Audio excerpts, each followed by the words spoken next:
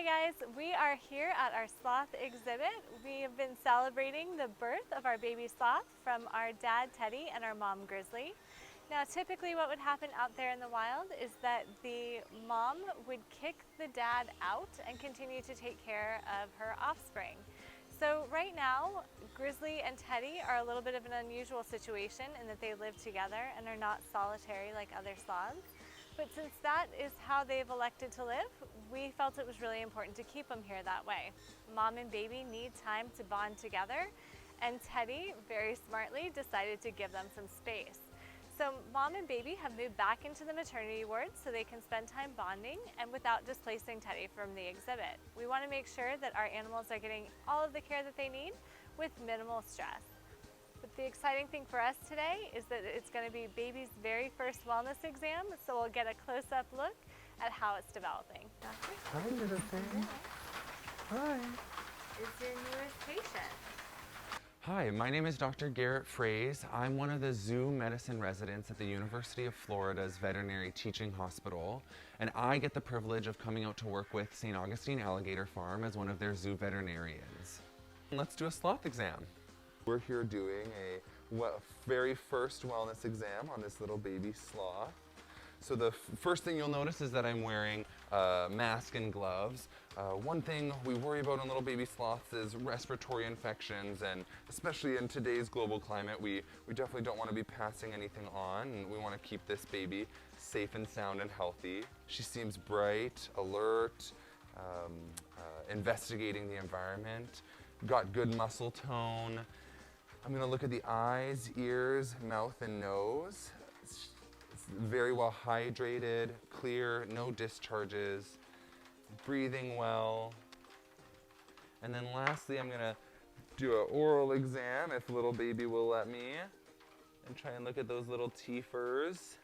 There we go. Oh, good job, little one. Good job. St. Augustine Alligator Farm is able to care for these sloths because they have an intimate knowledge of sloth development and sloth care. As well, they're able to provide all of the niche food items that a sloth needs to develop. Additionally, they have a very close relationship with us, their veterinary team, which means that the moment that they suspect something's wrong, we can intervene. One of the things about sloths is that not only do they move slow, they kind of do everything a little bit slow as well. And so that even includes showing signs of illness. And so for the untrained person, it can be very, very challenging to be able to identify when a sloth isn't doing well. Sloths don't show it to people like our companion animals might.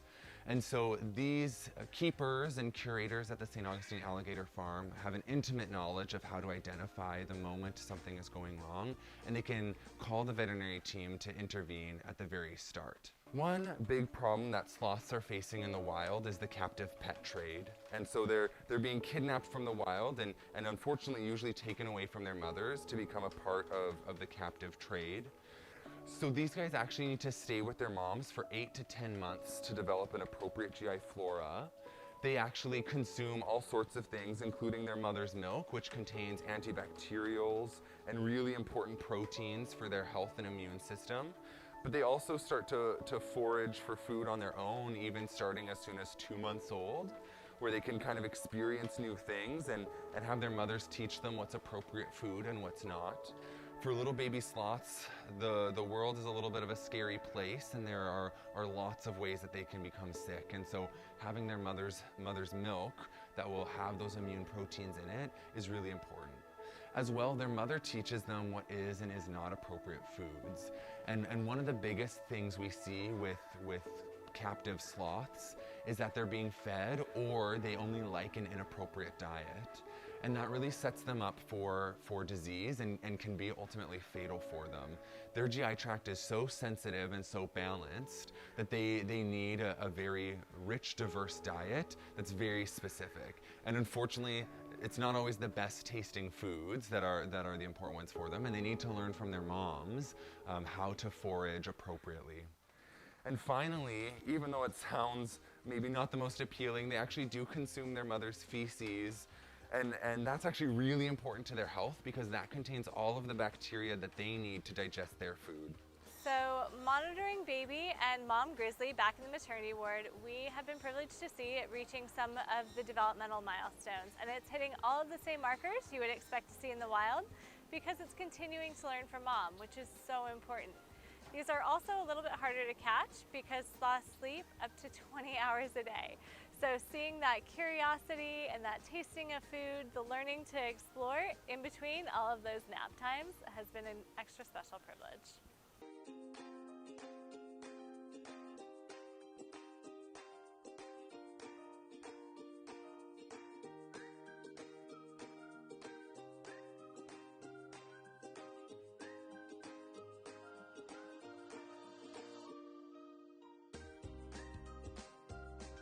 So there are a couple of various tools that we'll use to do the sloth exam. One of the important ones is actually this little sloth plushie. This actually gives the baby sloth a sense of security. It's not quite at the point that it can recognize the difference between this and a real sloth, and so this imitates its mom to a certain degree and gives it a sense of security when we're doing the exam. You'll see that she'll just clutch this little sloth and be a lot more secure for the whole thing.